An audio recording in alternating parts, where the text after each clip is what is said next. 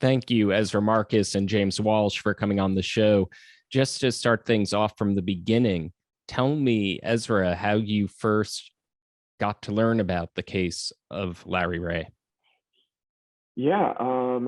So in 2018, I basically heard from some fellow alumni of Sarah Lawrence who had recently been to, it was their 5-year reunion. And, people there were talking about how there was this sort of troubling website that seemed to be about somebody who they'd, who we'd all gone to school with. I mean, I didn't know who these people were, but the some of my friends did. And, the website featured some of the evidence we've seen in the trial. It featured videos of Larry interrogating Claudia, and it was essentially being used to blackmail her. But it was circulating through the alumni community, just people being like, "What's going on here?" I mean, this stuff is like really unsettling. Like, is she okay? I started talking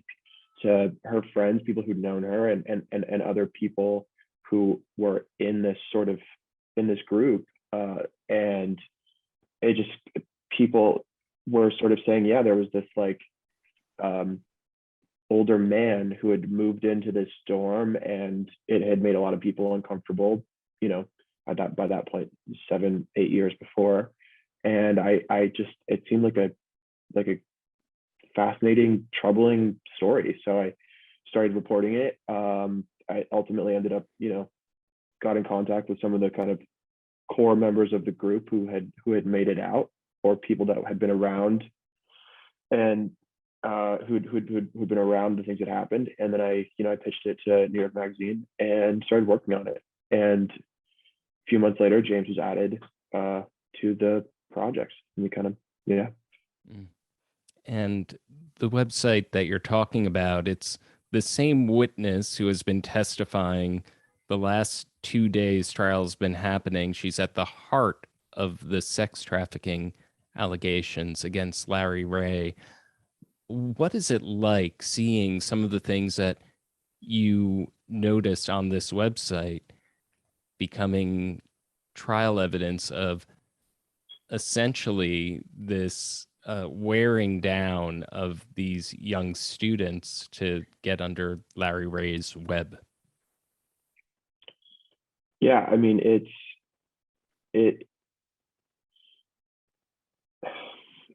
it really just cements that, like, the initial feeling that that so many of us had of like, the something is wrong here. I mean, that was just like that impulse. I mean, they didn't even kind of begin to cover the extent of the wrongdoing here, but that there was really some, like, that these things that we were seeing were just like not, they were like not, on the level. It wasn't something that, like, I don't know, that you want to be seeing from somebody that you went to school with. And I think the fact that, I mean, it's interesting because it's like the fact that Larry recorded all of these things, the government's alleging he's recording all of these things to use as blackmail. And these are the very things that have kind of led to his, indictment. It's remarkable seeing how much of the evidence the government is relying on is generated by him, and things he even, put online, not just like things that he kept, in his private archives, but things he was like posting using full names of real people. I mean, it's just remarkable to see that in a way he's sort of the architect of his own prosecution here. Yeah. Absolutely. And one bit of context for listeners here, isn't it right that Larry Ray would essentially try to wear these students down into what the government describes as false confessions, basically getting them to admit to a series of perceived infractions of either damaging his property, or he would make his victims believe that they poisoned him, and then use that information against him. And you saw it all when you were browsing this website. What was it like to see the impact of your work when you shined a light on this and saw the reaction result in a federal prosecution? I mean, it was, uh, to some extent, it did feel validating to see that our story, as we laid it out, has to some extent been the same one that the government is telling with evidence that they've gathered. I mean, some of what they've got goes far beyond the stuff that we found, but the general outline, it does mirror pretty closely a lot of what we were saying in our piece. So, I feel like as a reporter, you always want to see that kind of confirmation of something that you've reported. I mean, we were confident in it to begin with, but it is pretty remarkable just to see like how much the story that the government is telling in court lines up with what our sources were telling us as we were reporting it.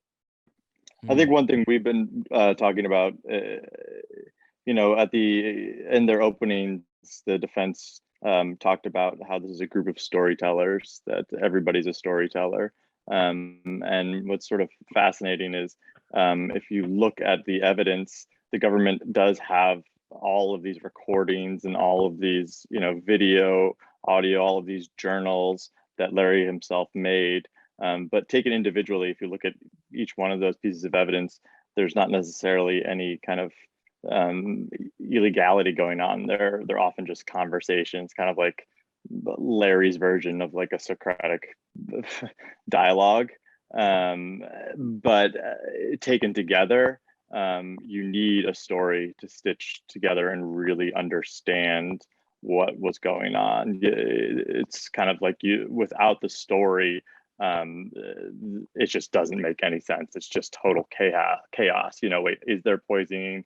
Is there not poisoning? Is there Bernie Carrick? It's information overload, and it's so disparate. But once you put it together the way the government's putting together and the way I hope we put together in the story, that's when it really takes hold and you understand what's happening.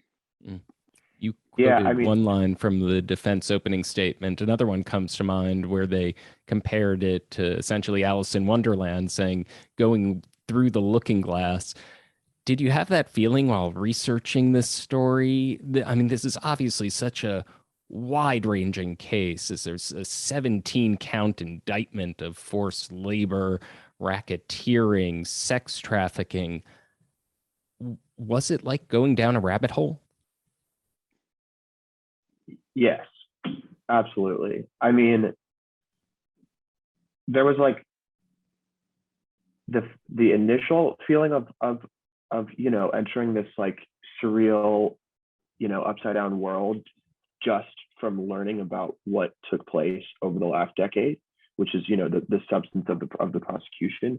But then there's like, you start looking into Larry's background, and it's like you go down all of these increasingly like Byzantine like relationships he had with genuinely important people for reasons that are not clear.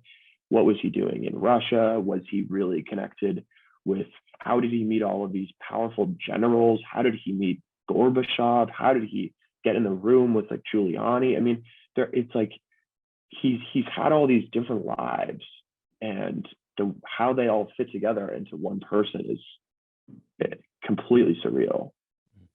And I definitely want to go into some of Ray's background that you uncovered in this story. First, before we do that, I want to talk about, what was it like to interview Larry Ray? What was the energy like? This was a man who was able, by the government's account, to use his charisma and his intimidation to get all of these young students under his thumb. What was it like going toe to toe with him in an interview? Exhausting. By the time Larry reached out to us, he had known that Ezra was working on a story, something, who knows what Ezra had said, that got back to Larry, made Larry think that Ezra was on the kind of Bernie Carrick, bias side. So he wouldn't talk to Ezra. And so he called me and said he would talk to me. And so I interviewed him on a number of occasions. And honestly, there's a couple of factors. One, by that point, it had been a couple months of looking into him, and I knew what I knew. So it's not as if I was like, a freshman at Sarah Lawrence coming into this. But the actual experience of talking to Larry Ray sort of can feel like those videos. He's not quite as aggressive, but he will just kind of talk about stuff where you have to be like, I just have no idea what you're talking about. And he's taking you on this journey, and he is not going to deviate from that journey. He is not going to give you time to set the course. If I ask him a very direct yes or no question, he will give me some sort of weird maybe answer. I remember at one point we had heard that Larry had done some op for some intelligence agency on a yacht in New York Harbor, something like that. I don't know. It was just like, so I just threw it out there, said like, hey, we heard this, you did this op on a yacht in New York Harbor. And I remember he just said, like, what kind of yacht? What kind of boat? And I was just like, what kind of answer is that? It's a very straightforward, I think, question. And he's asking about the size of the boat. So he has a way of just not answering any question he doesn't want to answer. So the experience overall is exhausting and frankly, like, not worth a lot as a journalist. Watching the trial, there was a piece of evidence that came in, could see one of the witnesses that took the stand, Santos Rosario, he testified that Ray told him to write a negative comment on your article, and they showed the evidence of the comment coming in. What was the blowback like from Larry Ray after this went live? I mean, I don't think there wasn't really any blowback in terms of anything that was like significant to us coming from him. I think it was more about him trying to kind of shape the narrative with the people that he was still that were still under his influence. He posted a few things about me on his website that made no sense, but it's like it's fine with me. But I think that was just about trying to like convince the people that were sort of still in his orbit, like, I've got this, I'm in control, this is just one more part of the like conspiracy that's been that's been at the core of everything that's happened to me for decades. I mean, he even said that in one of the recordings they played. He was like, there's a force field around me, Santos. He wanted the people that were his adherents to feel like none of this was going to touch him, and that he was still as powerful and worthy of their devotion as he'd ever been. So I think, insofar as there was any blowback, it was really almost like a charade that was sort of happening within his world, not really ours. And that kind of goes to the whole background of Larry Ray and the kind of mythos that he tried to cultivate, and the power. What was it like navigating what you learned about the powerful people that he actually did rub elbows with? He was Bernie Carrick's best man, and he was Carrick is a former New York City police commissioner, and as you mentioned, he had brought Mikhail Gorbachev down to City Hall to engineer this introduction. There's some reporting on this. What was it like figuring out the real Larry Ray from the kind of mythos that he cultivated around himself? That was a lot of phone calls, and I think every single phone call to a T, there was not a single person who said like, who is this? I don't really, literally, Robert De Niro wanted to get on the phone and talk about Larry Ray. They had only met once, and it was 20 something years ago, and yet something about Larry Ray stuck in his head. So it was a lot of phone calls, a lot of door knocking, and a lot of people saying, I think he knew this general because he sat next to him on a plane. I think, he knew Pavel Palachenko, Mikhail Gorbachev's interpreter, because he met him here through this person, and it was kind of piecing that together. And then eventually these patterns would show where 2 or 3 people said the same thing, and we could kind of hone in on something, but yet there are still a lot of question marks, more question marks than there are answers. In the end, we were able to draw some pretty, I think, strong, firm conclusions about exactly how powerful he is, or was, which is not very. And, a lot of it was smoke and mirrors, but he was really good at getting his hooks in powerful people, and then, leveraging their celebrity or their power for his own kind of, free reign. And on the underworld side of things, you sort of hint at this in your initial expose. He had certain mafia ties, and that's spoken of both in his indictment on the securities fraud charges in the late 1990s, and also the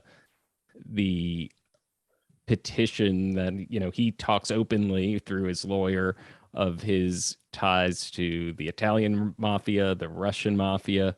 What was it like navigating that side of Larry Ray? Well, I think with that, as with his military ties, there was a huge amount of exaggeration on his part. At the same time, he was indicted on on a securities scheme that had documented links to mafia figures, and he was running in scenes, construction government contracts in New York City in the 90s that was about as mafia adjacent as it gets. But I think he was. I think it was also something that he had well-known mafia figures at his wedding. I mean, he was running with these people one way or another. I don't think that he was necessarily like maybe as connected as he always led, as he would occasionally lead people to believe, but it's definitely the case that he was like, in the mix with the sorts of business, government meets fraudulent Wall Street, all these things kind of are spaces that the mafia was thriving in at that time. And there's definitely still questions for us about like who did he actually know, and what kind of business was he actually doing with them? Yeah. And obviously the top charge at this trial is racketeering. He's essentially accused of running a criminal enterprise with these students. Do you think that his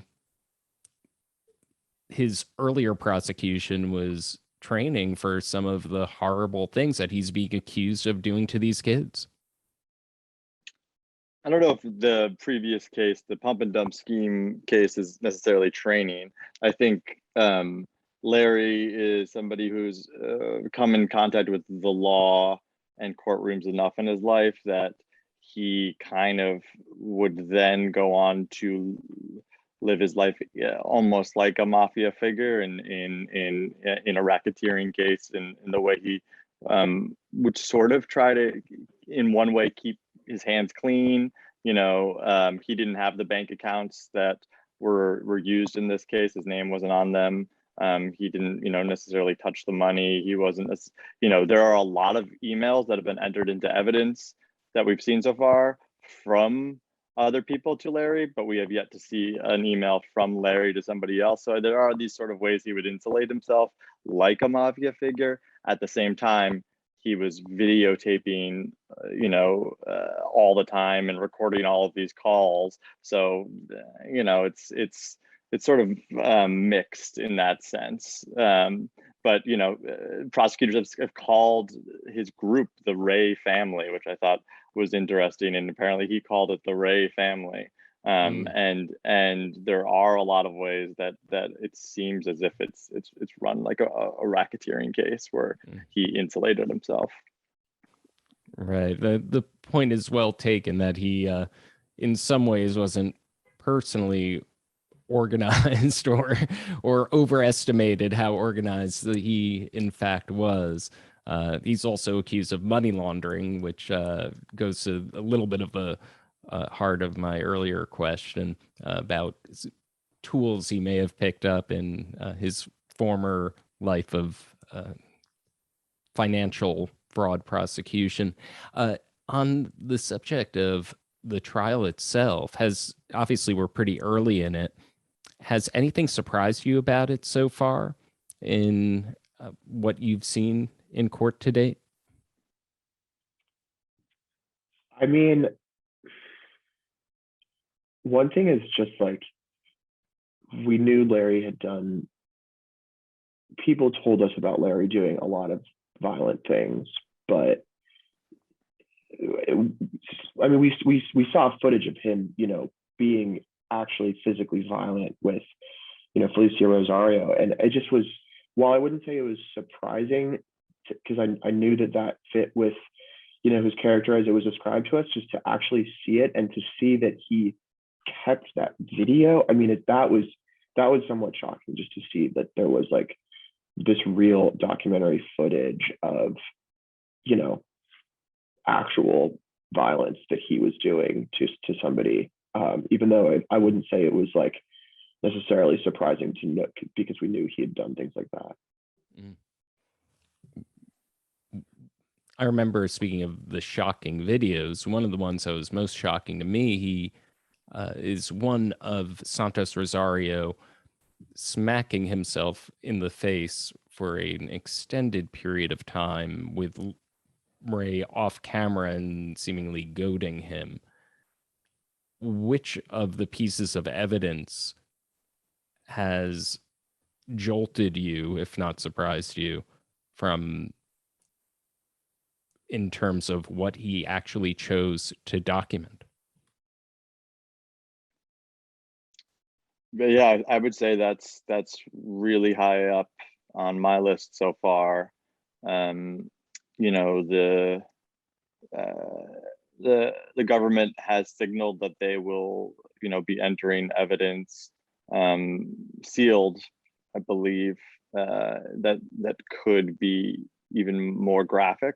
That I think obviously came from Larry's computers or came from his storage closet. I mean, this is a guy who was a hoarder in every sense of the word, and so the fact that he had all of these videos in his mind, I think a lot of this is, evidence is, he kept for culpability purposes, that he thinks that by forcing somebody to write a confession letter, he could cash that in one day in court and say, and you hear it in that famous video of Claudia where he says, are you doing this under duress or something? Is anybody making you you're doing this of your own free will? Free will. And she says yes. And it's as if like, it does remind me of those really funny things on Facebook or Twitter, when people hop on like, they can't take that, it's copywritten. And you're like, that's not how the law works. That's right. That's sort of his kind of understanding of the law sometimes, I think. Right. I think a question a lot of people. Oh, I'm sorry. Do you want to say something, Ezra? I was just going to add, I mean, it's not so much footage, but, hearing the number that, that Larry supposedly made from sex trafficking. I mean, his victim said that she gave him $2.5 million over 4 years. And that number is so shocking because like, we don't know what he spent it on. He wasn't living like somebody with millions of dollars in the bank. And yet, the government has solid evidence of this money coming in, and we don't really understand where it went. And that's, is a question that I'm hoping we may get some answers to at some point. Right. And on top of the $2.5 million from sex work from this one alleged victim, Claudia, you have hundreds of thousands of dollars from all the other alleged victims. So there's a huge pile of money that hopefully a trial will show a little bit more light on. It's staggering. One question a lot of people have, I think, in watching both this trial and other trials that involve um, cult figures, when interviewing some of the Sarah Lawrence students, did you ever get any idea what made them fall under his spell? What made them stay when he told them that they poisoned him, they poisoned his family, and trying to make them believe pretty out there stuff? What made them stay at that time? I think, I mean, it really speaks to the power of a group to compel people, where you're in a small group of your closest friends, and within the context of a group, it's like reality is defined by what everyone agrees on, not by what, like, if the group is sealed tightly enough, and this is something Larry was doing intentionally. He was cutting them off from their parents, cutting them off from their friends, keeping them out of school, keeping them in the apartment. It's like when you have a kind of hermetically sealed environment like that, then it's like reality is defined not by, objective factors or social mores or institutions. It's just defined by what the people that you're around are telling you. And so when you have this authority figure, so to speak, who's backed by his, professed connections with the military and, whatever, the things that gave him this sense of authority, then he says, X, Y, and Z is true. Then your 5 closest friends are like, yeah, this is true. You did this for X, for this reason. And I did it too. And we're all doing it. I think it just speaks to like how, otherwise completely lucid people can just come to believe things that, in retrospect are just blatantly not true. And the fact that these people are now testifying to that effect, I think shows that, these people were made to believe things that they can now see as not true by the power of the group dynamics and the kind of coercive control tactics that the government has been outlining. Mm. Was there any moment in your interviews with some of these students where a remark kind of really shed light on all the things that you're saying, that there was just something that put into place, this is how you fall under the spell? Was there this quote that stands out to you?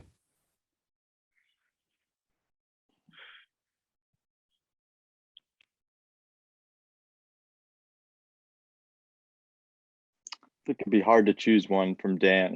Dan Levin is a really thoughtful, smart, even poetic guy, and so as he takes a stand, I would watch for him to really help the jury understand how this can happen to anybody. I know for me, like I said early on, reading Ezra's work on the case, it was reading his transcript of his conversation, his interview with Dan Levin, that was like the aha moment where like, oh, this is real. This story is very real, and what is kind of so compelling about it is that this could have happened on any college campus almost. Like it's just like this is a typical group of college freshmen who were in the wrong dorm, in the wrong year. But I'm trying to think of a specific quote other than Dan's quote about the reason he got into a cult was because he couldn't find housing in New York City. Well, I think that kind of says it all, right? I mean, it's sometimes that chance occurrence. In terms of the school's reaction, were you surprised by their response to your press inquiry when you told them what you discovered And how did this happen in the middle of the college? We got, they issued a release afterwards, kind of calling some of our reporting into question, but we stand by our reporting. I guess that wasn't the question. I guess I was driving at is, do you think that the other shoe is going to drop for this school? Has there been any civil litigation that you're aware of? The fact that that you mentioned Dan Levin, he's published the book Slonim Woods 9, that this is one of their dorms. Are you aware of any fallout for the school that so much of this took place in that communal living situation? I'm not aware of anything. I mean, I think that the families affected have just had like a lot more going on, just in terms of, being involved in the criminal case. I don't know. I mean, I don't want to speculate at all about what the school was doing or is thinking. Right. Fair enough. So far as the themes of trial so far, what are you most seeking clarification of? You mentioned the all the money. Where did the money go? What other mysteries are you hoping will be solved, or there'll be light shown on as this process plays out? I mean, I'm not holding out too much hope for this, but I think James and I both have so many questions about what Larry was exactly doing in Russia in the 90s, and the extent of his, if any, interactions with various intelligence agencies, and Russian, figures. And James? Oh gosh, one thing we were prepared for when our story published was people to come out of the woodwork, and there are other people out there who aren't named who have been wronged by Larry, and so I don't think they're necessarily going to be mentioned in court, but with Larry, you never know if there's going to be, if the blast radius is going to grow, if there's going to be threads or people or things he's done that we don't know about. I think we've been pretty thorough, but you truly never know. I would say also there are definitely questions that maybe can never be answered by anyone, but just about how did this man end up this way?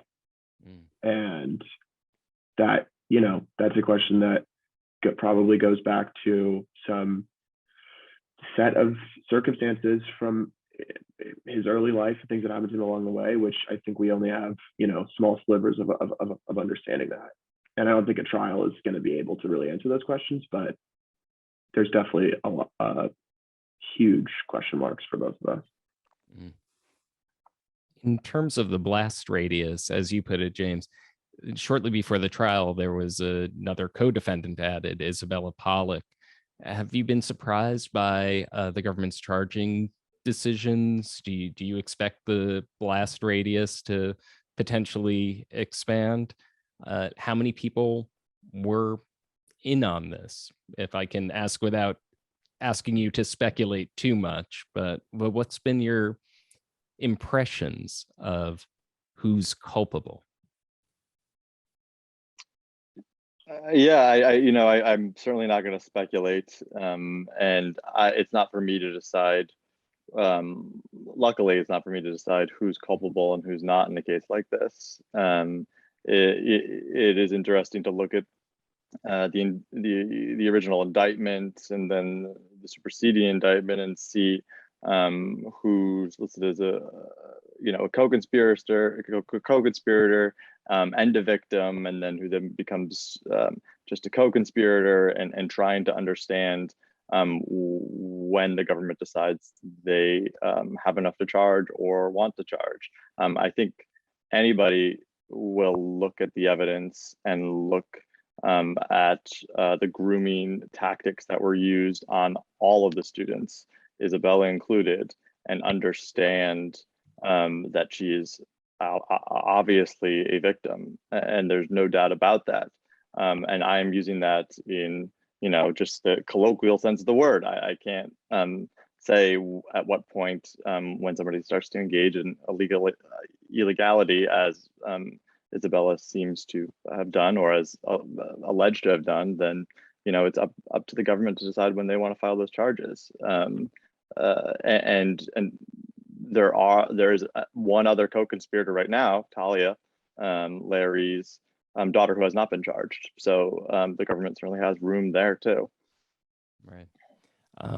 It kind of reminds me of a lot in the Nixium case. Speaking of cult prosecutions, there have been times in that series of cases where a federal judge has given leniency, saying you were under Keith Raniere's spell. So I think your point is well taken, that there is this room for where is that line between victim and perpetrator. And maybe that will come into focus at her trial sometime down the road. In terms of when you wrote this story, the victims came forward in their first names. And obviously, on the road to trial, a lot of them made the choice to become public.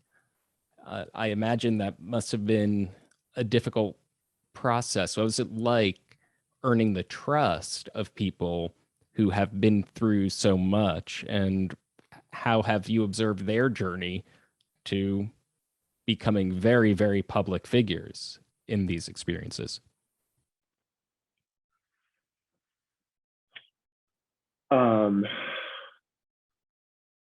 Good question. I mean, I think specifically Daniel has had a really, I think he's very brave and has had a real kind of, I don't quite know the word, but he made the choice while over the course, after a while of us talking to him, to go on the record with us. I mean, he's fully on the record in our piece, and I think that was when we first started talking to him, he was justifiably terrified of Larry, who was still out there. And I think now he's come to a place where he wrote a book. He's not afraid to share his story, and I think I don't want to speak too much for him, but I think he's definitely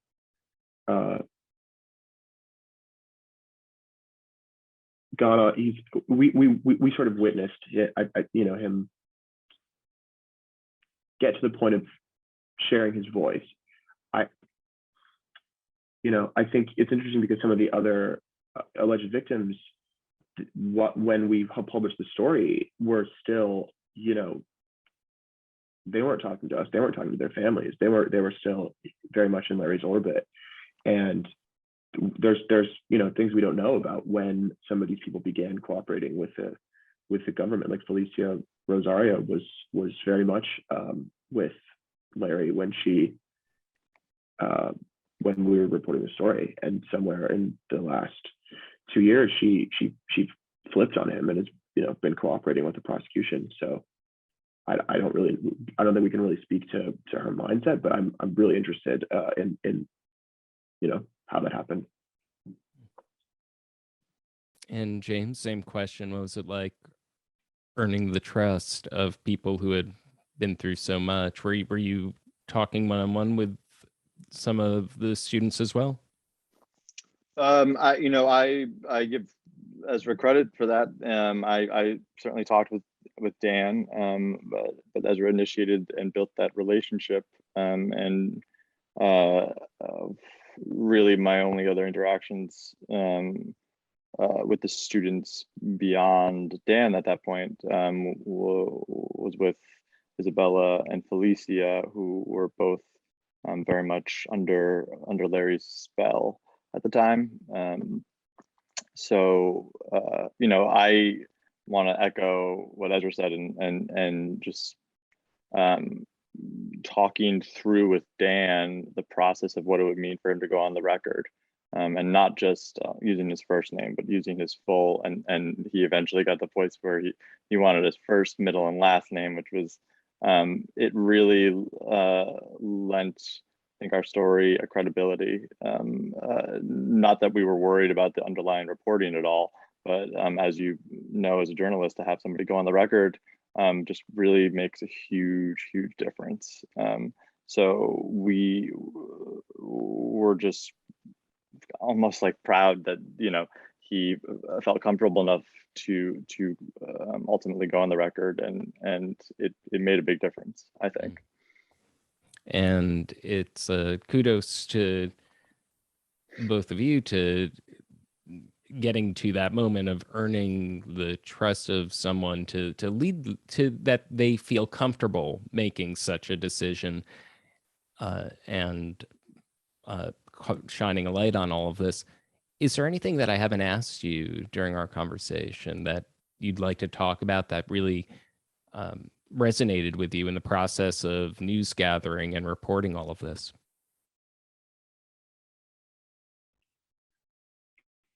To me, I think that just about covers it. I don't know. James? Yeah, I mean, I think that covers it. I think just you probably know the feeling of recognizing patterns in reporting, and how good that feels. And I think this is a classic example of it, when you're calling two people who have never met, know nothing about each other, and they're saying the same thing that affirms other reporting, is just, you know, a great feeling as a reporter, and you just want to keep on pulling on that string. And obviously, you both continue to pull on this string as the trial unfolds. Thank you for making the time. And I'd urge all listeners to take a look at the article that started it all, Larry Ray and the Stolen Kids of Sarah Lawrence. Thank you again for coming on the show. Thanks for having us. Thank you, Adam. Appreciate it.